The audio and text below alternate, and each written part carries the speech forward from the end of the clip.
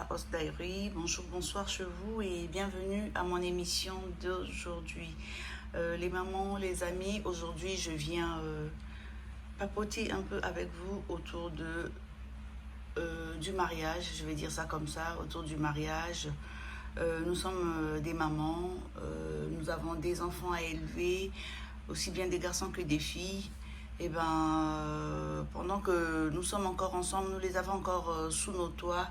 Soyons des femmes fortes, levons-nous du bon pied tous les jours pour essayer d'apporter un plus à nos enfants dans leur éducation, leur montrer le bon chemin, leur montrer de bons exemples qu'ils pourront eux aussi à leur tour pratiquer ou utiliser parce que voilà, nous sommes désormais des personnes expérimentées parce que nous avons vécu des choses, nous avons connu des choses. Alors pourquoi les cacher à nos enfants? Que ce soit de bonnes choses ou de mauvaises choses, nous avons ce devoir-là d'être franches avec nos enfants. Nous avons ce devoir-là de les former, de les encadrer, de les guider vers leur avenir demain. Cela passe par l'éducation, c'est vrai, et qui dit éducation dit beaucoup de choses, parce que dans l'éducation que nous donnons à nos enfants, on a souvent tendance à dire certaines choses et à cacher d'autres qui sont pourtant très importantes, mais dans certaines familles, il y a des mamans qui font justement de ces choses-là des sujets tabous, c'est des choses qu'on ne peut pas aborder avec les enfants, c'est des choses dont on ne peut parler devant les enfants, tout en sachant que demain, ces enfants-là deviendront eux aussi adultes et parents. Donc pourquoi avoir des sujets tabous vis-à-vis des enfants? C'est vrai qu'il faut attendre peut-être un certain âge pour pouvoir en parler, mais dès que les enfants ont atteint cet âge-là, en tout cas les mamans, n'hésitez pas, c'est votre devoir, levez-vous et encadrez ces enfants-là pour une meilleure vie, un meilleur lendemain. Je le dis parce qu'il se passe beaucoup de choses, il se passe beaucoup de choses dans la vie aujourd'hui et dans ce qui se passe, quand je dis il y a beaucoup de choses, si on veut en parler, c'est parce que ce n'est pas tout ce qui se passe qui est bon, c'est parce que entre le bon et le mauvais, majoritairement c'est le mauvais qui se fait aussi facilement. Nous avons tendance à faire facilement du mal, facilement ce qui est mauvais, à copier même ce qui est mauvais, c'est-à-dire que j'ai à côté de moi des gens qui se comportent d'une certaine manière et j'ai peut-être reçu une petite éducation qui ne me permet pas de faire ce que je vois les autres faire, mais comme on n'est pas les mêmes, nous ne sommes pas tous, nous n'avons pas tous les mêmes caractères, on n'a pas tous le même tempérament, il y a des gens qui finalement finissent par être comment je dirais ça, attirés par ces mauvaises choses-là et qui facilement aussi se mettent à pratiquer, à faire la même chose tout en sachant dès le départ que ces choses ne sont pas bonnes.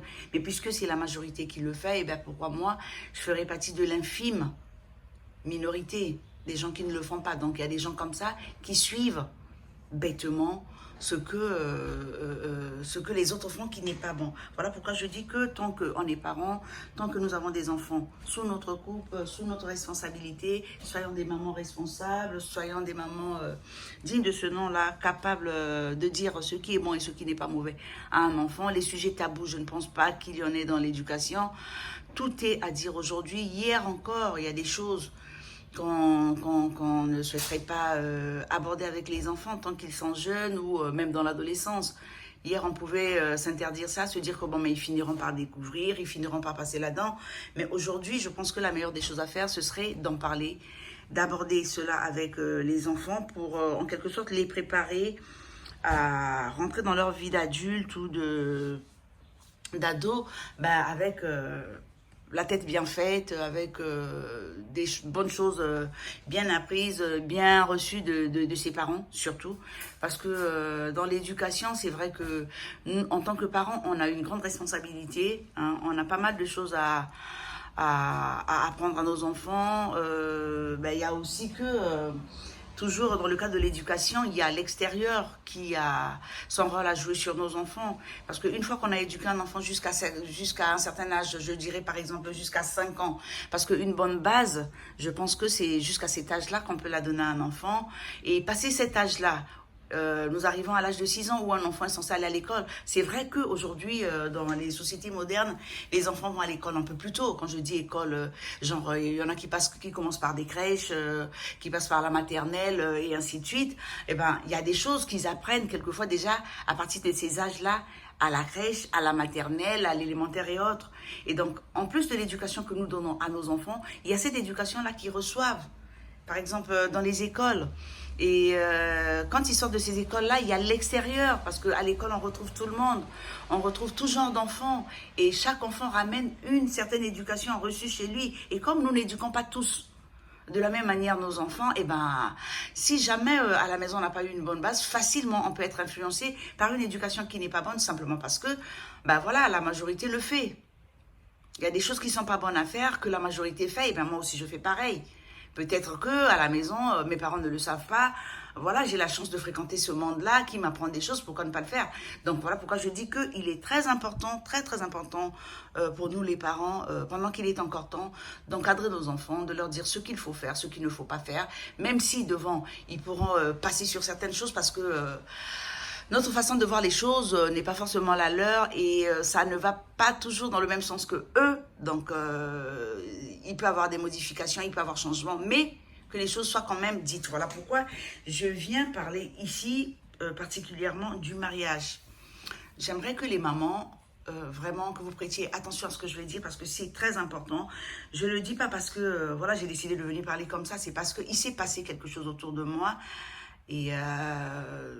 sincèrement, en tant que maman, en tant que femme comme vous, j'ai du mal à faire la part des choses, j'ai du mal à me prononcer là-dessus, mais j'aimerais quand même partager cela avec vous, de façon à ce que vous aussi, vous réfléchissiez sur ce qui s'est passé là et que dans vos maisons, eh ben, vous regardez comment, à partir de cette histoire-là, vous sauriez quoi dire à vos filles particulièrement, parce qu'il s'agit ici d'une histoire qu'a vécue une jeune dame. Et donc, les mamans, vous saurez comment raconter l'histoire ou en parler avec vos filles. Alors, l'histoire, c'est l'histoire d'une jeune mariée, je dirais d'une future mariée. Une future mariée qui découvre avant son mariage que son fiancé l'a trompée. Ça fait mal en tant que maman, parce que je serais assise chez moi, fière et heureuse de savoir que d'ici peu, ma fille va se marier et sans le savoir, ma fille découvre, c'est-à-dire que moi en tant que mère, je ne le sais pas, mais ma fille découvre que son futur mari, son fiancé donc, la trompe avec une autre. Mais pourtant, tout est déjà fait, tout est prêt. Ils sont tous les deux prêts à aller sceller leur union devant monsieur le maire, devant leurs invités, devant l'église. Ça fait mal, ça fait très très mal. C'est arrivé à une jeune fille. Et donc, la jeune fille dont je vous parle aujourd'hui est mariée, elle vient de se marier, ça fait de cela 2 ans depuis qu'elle est mariée, et elle décide donc de partager son histoire, et ben pour comme prévenir ou avertir les jeunes filles comme elle, et les petites sœurs et autres, les mamans aussi, parce que les mamans, ben voilà, on doit encadrer, on doit dire quelque chose. Voilà, c'est pour ça qu'elle décide de partager son histoire. Alors l'histoire se passe donc en France. C'est une jeune dame qui est fiancée, donc elle a rencontré quelqu'un avec qui elle a vécu pendant un moment, tout s'est bien passé, ils ont donc décidé de se marier, mais avant le mariage, elle arrive à découvrir que son mari la trompe. Mais cette dernière, malgré le fait qu'elle ait découvert que son mari la trompait, elle a tout de même décidé d'attendre le jour J pour se venger. Et ce que j'aimerais ici, c'est que vous, en tant que mère, arriviez à me dire dans les commentaires comment enfin, quelles sont vos impressions par rapport à cette histoire? Qu'en pensez-vous? Qu'aurez-vous fait? Est-ce que la réaction de la jeune dame est juste? Est-ce que cette jeune dame-là avait été préparée ou pas? Vraiment, c'est ce que j'attendrai de vous dans les commentaires. Alors, la fille découvre donc que son mari l'a trompée avant son mariage. Et ce dernier, il a trompé avec qui? Ben, il a trompé avec sa collègue. Comment notre jeune fille est arrivée à découvrir cela? Alors, la jeune fille s'est installée avec son fiancé, donc après leur fiançailles. Ils se sont connus, ils ont vécu ensemble leur relation au moins pendant plus de 2 ans. Ils ont vécu ensemble, ils ont donc fini par se décider de se mettre ensemble. Donc, le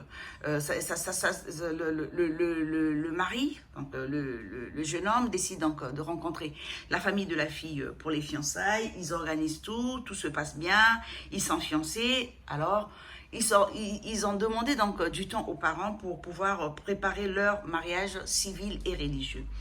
Et pendant les préparatifs...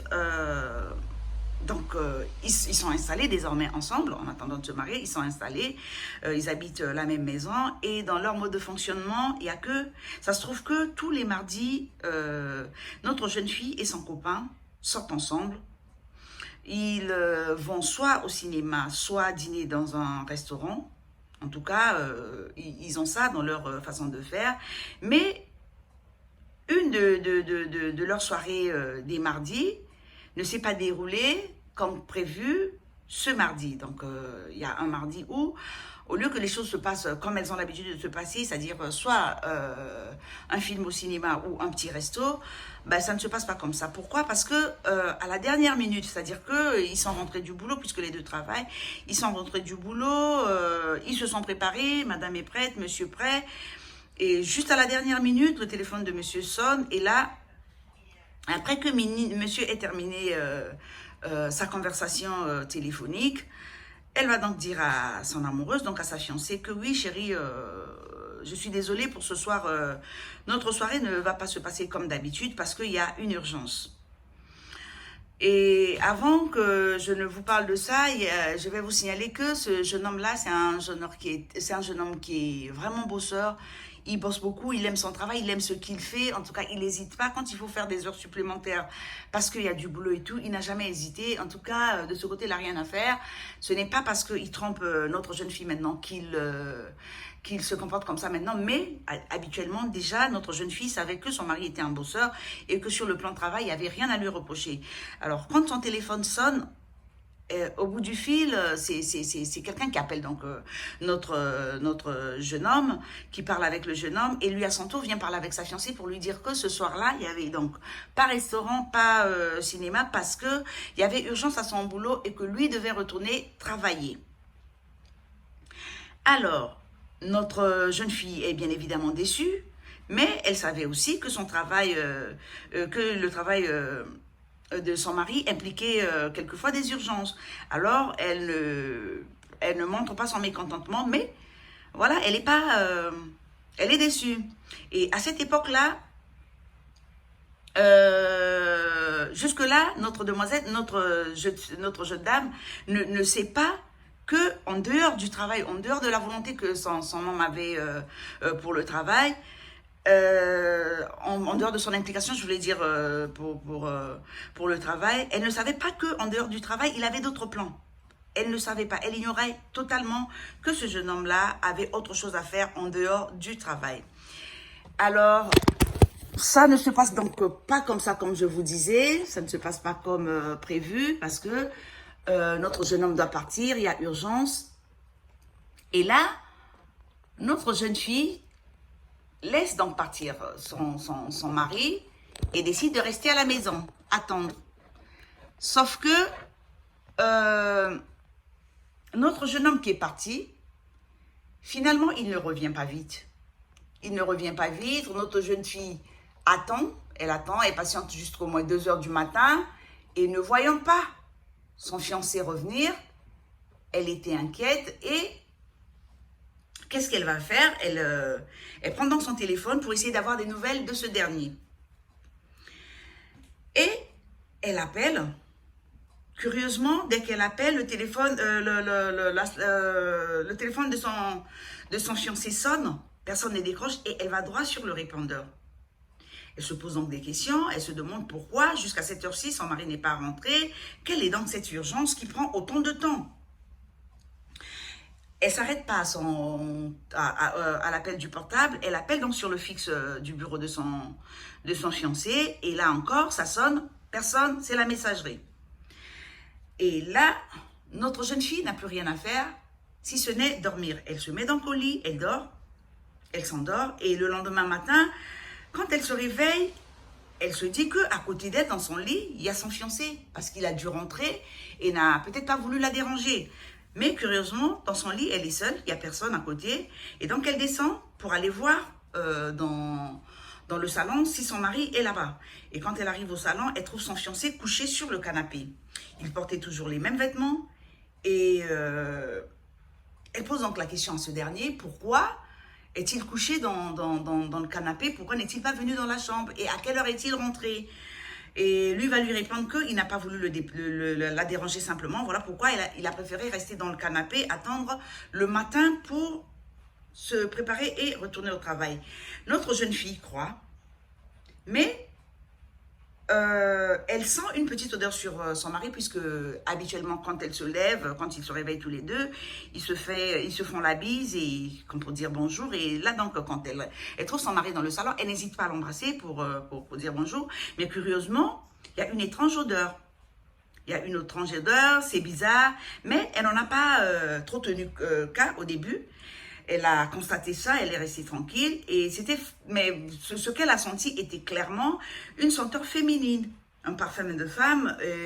Il avait sûrement travaillé dur et il était peut-être assis à côté d'une collègue qui avait un parfum qui sentait, voilà, une odeur assez forte et qui est restée sur ses vêtements.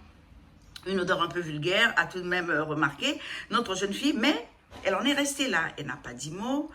Et par la suite, le lendemain, non, pas le lendemain, le surlendemain, le travail rappelle encore notre jeune homme. Quelques jours plus tard, pareil, pour les mêmes motifs. Et à ce moment-là, puisqu'il revient toujours avec cette petite odeur, notre jeune fille commence à avoir des soupçons. Elle commence à soupçonner son mari de rencontrer quelqu'un, parce que c'est pas normal que tu partes tous les jours pour des urgences et que tu me ramènes tous les jours la même odeur. Il y a de quoi se poser des questions. Donc, elle se pose des questions et rapidement, notre jeune homme va donc apprendre à notre jeune fille que désormais, il va falloir qu'elle comprenne que lui va devoir faire des heures supplémentaires, qu'il devra retourner en urgence au travail presque tous les jours pratiquement, parce qu'il y a à faire, qu'ils ont eu de nouveaux contrats, qui dit contrat, qui dit du boulot, donc il y a plus de travail que prévu, et cela va leur prendre un bon moment en attendant de revenir sur le rythme habituel, donc que sa jeune fiancée va devoir s'y faire, va devoir composer avec cela. Et puis, il y avait encore toujours cette odeur qu'il ramenait toujours. À chaque fois qu'il allait travailler, il ramenait cette odeur-là. Alors, notre jeune fille a commencé à se dire que son fiancé devait lui cacher quelque chose. Il lui cachait des choses et elle a donc commencé à enquêter. Elle a commencé à fouiller dans les affaires de son ami, de son fiancé, choses qu'elle n'avait pas l'habitude de faire, des choses qu'elle ne faisait pas. Mais puisqu'il y a cet élément-là, il y a cette odeur-là qui revient toujours à chaque fois que monsieur rentre, alors elle a décidé de fouiller dans les affaires de monsieur. Et donc quand elle revenait du boulot, désormais, elle était à fond sur les affaires du monsieur, elle fouillait partout, histoire de rechercher des indices qui lui parleraient, qui lui diraient qu'effectivement, il y a quelque chose qui se trame. Malheureusement pour elle, malgré ses recherches, son enquête et tout, elle ne trouvait rien, elle n'a rien trouvé. Et lorsqu'elle a commencé à poser des questions, parce que c'est trop facile, tu me dis que tu vas travailler, oui, vous êtes nombreux, oui, et tous les jours tu me ramènes une seule odeur, jamais que ça a changé, bon aujourd'hui il était assis à côté de son collègue, machin, non, c'est toujours une odeur et la même toujours. Donc, notre jeune fille a commencé à se poser des questions et est allée jusqu'à demander, à poser la question à son fiancé, de savoir pourquoi cette odeur qu'il ramène toujours. Et lui répondait toujours la même chose.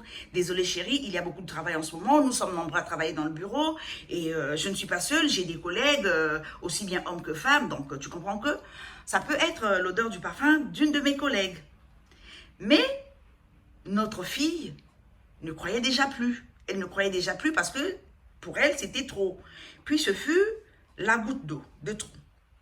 C'était la première fois, mais la première fois depuis que notre jeune fille s'était installée avec son fiancé, que ce dernier dormait à temps. Parce que depuis la période où lui, il a commencé à faire des heures supplémentaires ou aller en urgence à son travail, bah, il ne dormait plus à l'heure puisqu'il rentrait toujours tard. Il dormait plus à l'heure, donc quand lui partait, notre jeune fille faisait ce qu'elle avait à faire, allait se coucher, monsieur venait après, et puis bon, mais c'est rentré dans les habitudes, voilà.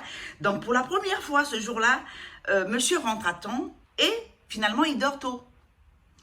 Quand au beau milieu de la nuit, lorsqu'au beau milieu de la nuit, le téléphone de notre jeune fiancé notifie la réception d'un SMS.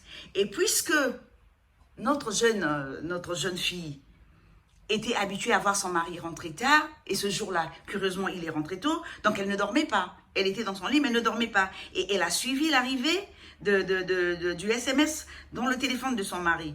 Alors, sa main est allée rapidement prendre le téléphone de son mari, qui dormait, mais à point fermé, parce que s'il ne dormait pas, il n'aurait pas permis, tout d'abord, il aurait écouté la vibration du téléphone et n'aurait pas laissé notre jeune fille prendre son téléphone.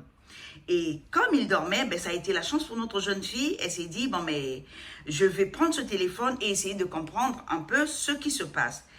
Alors, notre jeune fille, j'ai oublié de vous le dire au départ, à force de voir son mari taper son code sur le téléphone, elle avait fini par savoir quel était le code du téléphone de son mari. Mais ça ne l'intéressait pas d'aller dedans parce qu'elle ne le soupçonnait pas, rien ne lui laissait penser que bon, mais il pouvait lui cacher des choses. Alors, ça ne l'intéressait pas de rentrer dans le téléphone de son mari à son insu. Mais là, elle a été tentée, elle prend donc le téléphone de son mari, elle introduit le code et là, elle tombe sur le message, elle le lit. Et dans ce message, c'est une femme nommée, je vais taire le nom parce que je ne sais pas qui tombera sur l'histoire. Je tais donc le nom. C'est une femme qui s'adressait à son mari. Et le nom de cette femme-là n'a rien dit à notre jeune fille. Elle n'a jamais entendu son mari citer ce nom. Elle n'a jamais entendu ce nom-là autour de leur relation. Donc, c'est un nom qui ne lui disait absolument rien. Mais quand elle voit que cette personne-là avait déjà envoyé plusieurs messages à son homme, alors elle est intéressée. Elle se dit, bon, mais je ne vais pas m'arrêter à ce message, je vais essayer de voir depuis quand ça a commencé et qu'est-ce que disent les messages de cette personne à mon homme. Et donc, elle a été dans les messages, elle a lu les messages, c'était des messages d'amour. Il s'agissait donc d'une collègue de son mari qui venait donc d'intégrer la boîte. Cette collègue-là avait été formée par son mari et après la formation, donc, ils sont tombés amoureux. Notre jeune homme a donc commencé une relation avec cette dernière. Et donc, c'est cette dernière-là qui venait d'envoyer un SMS au fiancé de notre jeune fille pour lui demander s'il ne pouvait pas la rejoindre. Et dans le message, la jeune fille demandait à notre jeune fiancé si sa femme dormait. Donc, notre jeune fille, est-ce qu'elle dormait? Est-ce que lui ne pouvait pas la rejoindre comme d'habitude, en prétendant qu'il y a du travail, que c'est le chef qui appelle, pour qu'ils aillent se retrouver comme ils ont eu l'habitude de le faire depuis un moment. Et quand notre jeune fille tombe donc sur ça, prise de panique, choquée, elle ne sait plus quoi faire. Elle a lu tous les messages pour en avoir le cœur net, même malgré le fait que ça lui faisait mal. Et elle découvre donc que son futur mari l'a trompée avec une de ses collègues. Elle découvre que son futur mari l'a trompée avec une de ses collègues, donc elle pète les câbles, elle dit le goujat. Nous allons bientôt nous marier et notre jeune fille le découvre 2 mois seulement avant leur mariage. Elle se pose donc des questions et dit, mais comment peut-il me faire ça? Pourquoi se permet-il ça à 2 mois de notre mariage? Depuis 4 mois, il me trompe avec une autre. Elle a eu mal, ça lui a fait mal, réaction qui est tout à fait normale. Et elle s'est dit, est-ce que je le réveille pour qu'il m'avoue cela? Est-ce que je garde cela pour moi? Et finalement, elle va décider de garder cela pour elle. Elle décide de ne rien avouer à son mari, de ne rien dire à son mari et de garder ça pour elle. Cependant, notre jeune fille va faire des plans dans sa tête. Comme quoi, si jamais je le réveille pour lui demander qui est la fille, pourquoi ces messages et tout ça. Il va me raconter des histoires et ça ne nous emmènera nulle part. Ce que je vais faire, c'est que je vais réfléchir tranquillement à cette histoire. Je prendrai une décision et le moment venu, je réagirai. Donc notre jeune fille n'a pas de réaction jusque-là. Elle reste tranquille et dans sa tête, elle décide donc de se venger. Mais le moment venu, donc elle se tait, elle ne dit ça ni à sa mère, ni à sa famille, ni à ses amis. Elle n'en parle pas à son mari, ni à une seule personne. Elle ne le dit à personne. Elle le garde pour elle. Et finalement, elle se dit, si jamais je lui pose la question, on va se disputer. Si lui ne me largue pas, moi je vais décider de le larguer. À quoi ça me servirait? Est-ce que ça lui ferait mal de me perdre réellement? Ah, quand je suis là, il se permet de me tromper avec une autre. Ça veut dire qu'avec ou sans moi, il vivra. Donc, ce serait trop facile. Ça ne le choquera pas parce qu'en plus, je partirai pendant qu'il a quelqu'un pour le soulager. Notre jeune fille décide donc de ne rien dire à son mari et trouve ce qu'elle appelle, elle, une meilleure idée. La meilleure idée pour notre jeune fille ici, c'est quoi? La meilleure idée pour notre jeune fille, c'est que le mariage, ce mariage-là, qu'ils ont préparé depuis des années, doit bel et bien avoir lieu, mais pas parce qu'elle aime toujours son fiancé, mais parce qu'elle veut lui faire payer pour ce qu'il a fait en la trompant avec cette fille-là. Notre jeune fille décide que ce mariage-là va bel et bien avoir lieu, mais non pas parce qu'elle aime toujours son fiancé, mais parce qu'elle veut se venger pour ce que lui l'a fait. Elle est donc restée tranquille, elle n'a rien dit à personne. Elle décide donc à la dernière minute de partager ce secret-là avec le meilleur ami de son ami, de son fiancé, parce que celui-là connaît le début de leur histoire. Avec celui-là, ils ont tout partagé, les bons moments, les moments de dispute, en tout cas, ils partageaient tout ensemble. Elle a donc décidé de faire confiance à ce dernier et de lui confier ce qu'elle avait découvert. Elle invite donc ce dernier à la retrouver un jour à son heure de pause, à son travail, pour discuter. Et quand ce dernier arrive, elle demande à ce dernier de lui faire la promesse de jurer qu'il gardera pour lui tout ce qu'elle s'apprêtait à lui confier. Ce dernier lui fera donc cette promesse-là de ne jamais révéler cela et notre jeune fille va tout expliquer à cet ami-là en lui montrant effectivement tous les messages qu'elle avait, qu'elle a finalement transférés sur son téléphone à elle, qu'elle avait trouvé dans le téléphone de son fiancé. Il était choqué comme elle. Et donc, il lui dit, bon, mais je suis d'accord. Elle dit, si je te confie ça, ce n'est pas parce que je ne veux plus de lui. C'est simplement que si jamais un jour, il se reproduit autre chose de la même manière, je le quitterai et tu pourras témoigner devant tout le monde de ma bonne foi. Donc, ils se sont arrêtés là. L'amie est partie, choquée comme elle. Et elle est restée tranquille. Au moins, elle s'est dit que, bon, mais je me suis confiée, j'ai les preuves dans mon téléphone. Donc, le jour où je le révèle à tout le monde, il y aura des preuves, et s'il ne me croit pas, il y aura au moins quelqu'un pour me témoigner, et de toute façon, je me dis que si je le dis aujourd'hui, bah, les gens peut-être qu'ils ne me croiront pas, parce que je n'aimerais pas montrer ça avant le mariage. Donc, elle reste tranquille, et finalement, 2 mois après, le mariage doit avoir lieu. Et le jour du mariage, tout est prêt. Donc, la mariée dans sa belle robe, bien habillée, complètement métamorphosée. Et monsieur dans son costume, mais pas n'importe lequel, donc bien habillé lui aussi. Il se présente à la mairie. Alors, arrivé à la mairie, on a à gauche la famille de notre fille, de l'autre côté les parents du monsieur, en face nous avons tous les amis de monsieur, de madame, les amis communs et tout ça. Et monsieur le maire, après son discours, comme d'habitude, nous avons tous déjà assisté à un mariage, donc on sait comment ça se passe.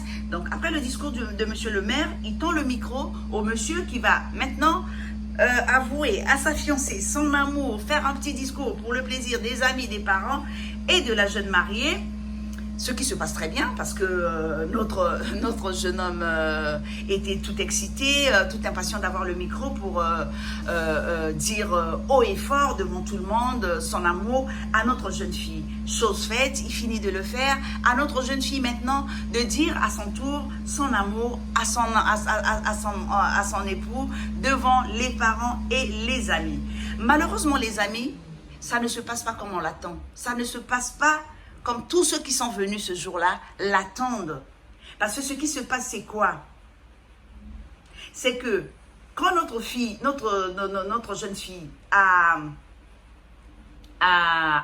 eu le micro, elle commence par faire savoir, par remercier Monsieur le maire, remercier les familles et les amis, et elle continue en disant que, là je m'adresse maintenant à tout le monde pour vous dire que c'est qu'elle a eu tort à propos de son mari.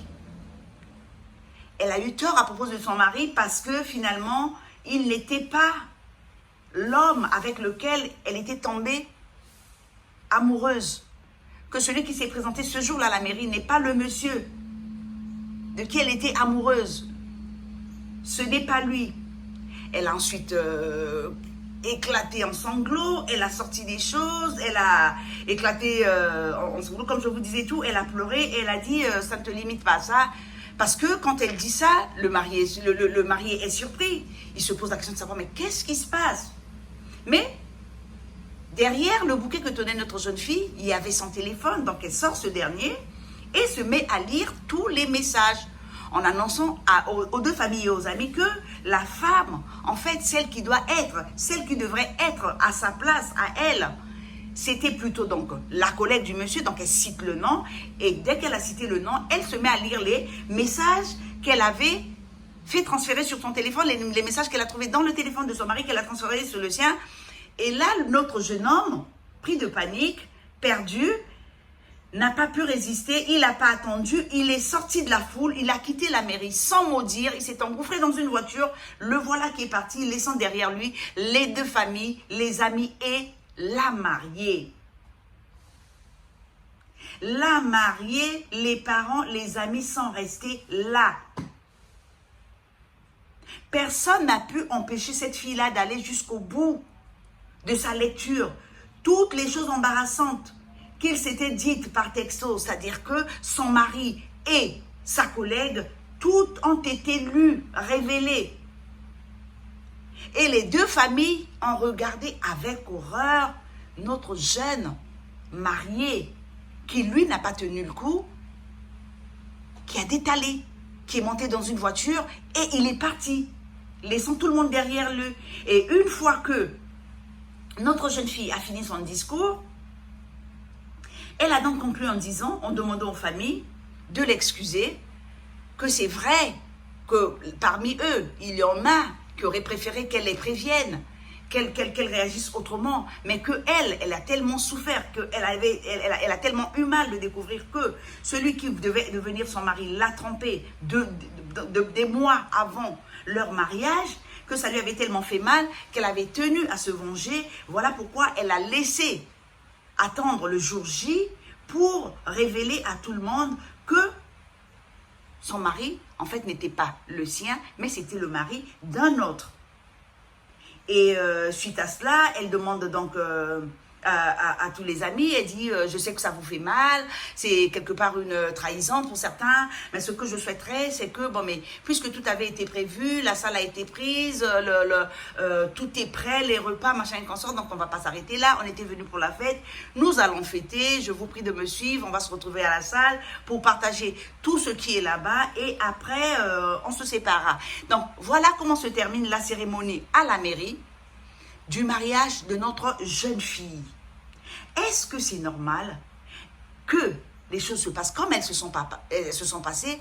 Est-ce que ce n'est pas normal? Chère maman, chère jeune fille qui suivrait cette émission, j'attends dans les commentaires vos avis, vos opinions. Que peut-on penser? Que doit-on dire? Que doit-on retenir de ceci? Est-ce qu'il faut applaudir le geste de notre jeune fille? Est-ce qu'il faut applaudir le comportement de notre jeune homme? Qu'est-ce qu'il faut faire en tant que parent? Voilà que la famille de notre jeune homme était là, la famille de notre jeune fille était là, les amis étaient là. Et le mariage se termine comme vous l'avez entendu. Que doit-on retenir de ça? Que peut-on dire de ce mariage à travers cette histoire? Qu'est-ce que nous pouvons dire à nos amis? Est-ce que ces deux jeunes personnes étaient-ils réellement préparés? Parce que ce que notre jeune fille a découvert avant son mariage, Si elle n'avait pas découvert avant son mariage, elle aurait pu le découvrir après son mariage. Mais on ne se marie pas parce que ça va être le bonheur du lundi au lundi. Non. Est-ce que notre jeune fille était préparée? Est-ce que notre jeune homme était préparé? En tout cas, il y a beaucoup de points d'interrogation, chère maman. Je vous laisse donc vous imprégner de cette histoire. Je vous attends dans les commentaires, comme d'habitude. En tout cas, commentez, dites-moi, vous en tant que maman, les jeunes filles, si vous êtes là, donnez-moi vos avis. Dites-moi comment vous aurez réagi à la place de votre sœur ici. Qu'aurez-vous fait? Dites-moi tout ça dans vos commentaires. Je suis tout à fait ouverte, j'attends tout.